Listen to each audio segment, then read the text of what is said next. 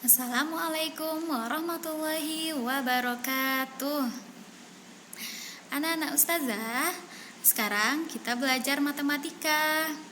Senang kan belajar matematika? Siapa di sini yang suka belajar matematika?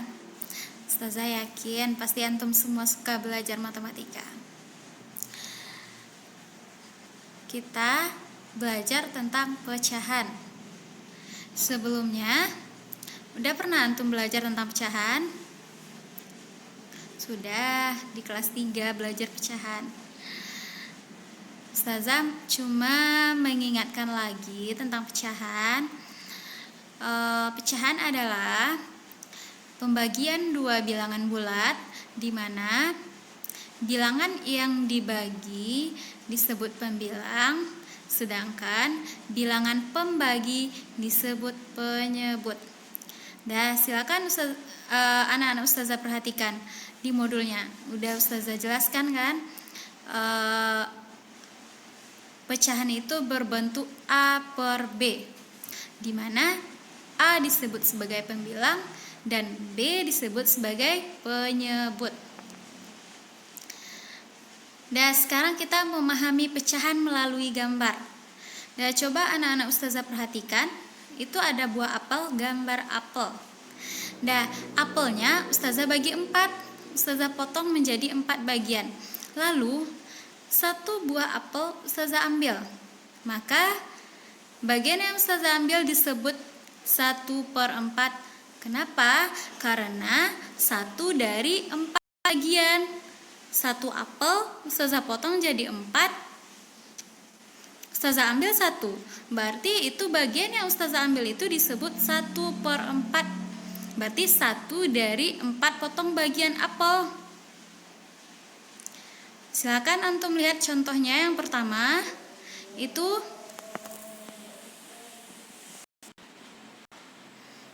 silakan antum lihat contohnya yang pertama. Ada sebuah lingkaran. Lingkarannya ustazah bagi 3.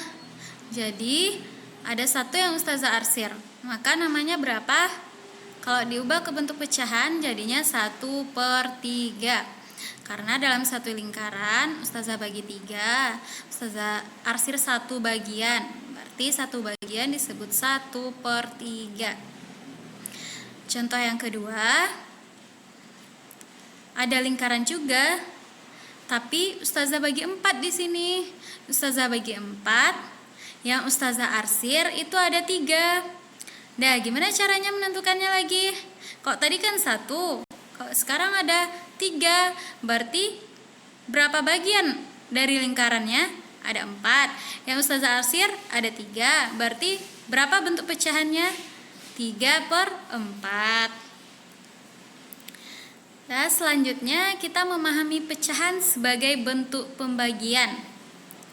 Jika terdapat pecahan A per B, di mana A pembilang dan B penyebut, sebenarnya dapat diartikan sebagai A dibagi B. Pembilang adalah bilangan yang dibagi, sedangkan penyebut adalah bilangan pembagi.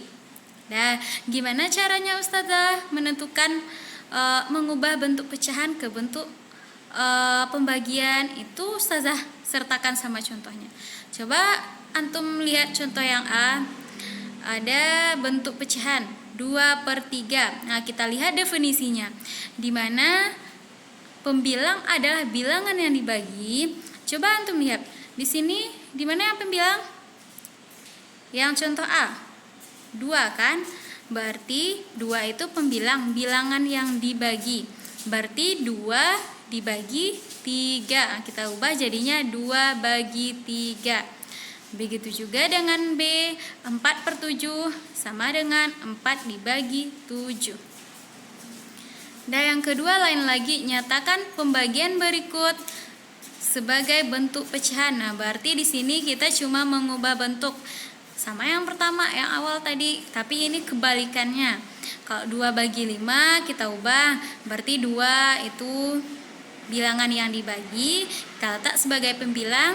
5 itu bilangan pembagi, kita letak sebagai. Jadi 2/5. Oke, selanjutnya kita membandingkan pecahan. Membandingkan pecahan. Kalau kita membandingkan pecahan, berarti itu ada tanda lebih besar, lebih kecil, ya kan? Dan sama dengan. Anak ustazah masih ingat tanda-tanda lambang-lambang lebih besar atau lebih kecil? Kalau nggak ingat, itu sudah ustazah sertakan di dalam modulnya.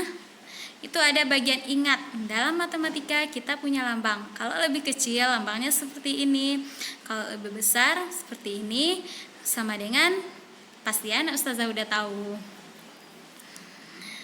Nah, perhatikan dua gambar yang ustazah berikan di sana. Yang pertama ada lingkaran yang dibagi dua, ustazah bagi menjadi dua bagian. Yang gambar pertama berarti itu setengah, 1/2. Yang gambar kedua ustazah bagi menjadi 3 bagian, berarti itu 1/3. Nah, dari gambar itu anak ustazah sudah bisa kan menentukan mana bagian yang lebih besar? Bisa kan? Bisa, berarti setengah besar dari 1/3. Dari mana antum tahu? Itu dari gambar yang ada. Dan 1/2 lebih banyak daripada 1/3. Untuk membandingkan pecahan, kita ada trik yang lebih mudah selain melihat gambar, yaitu di mana dua pecahan yang dibandingkan, kita misalkan pecahannya A/B dan C/D. Nah, jika A dikali D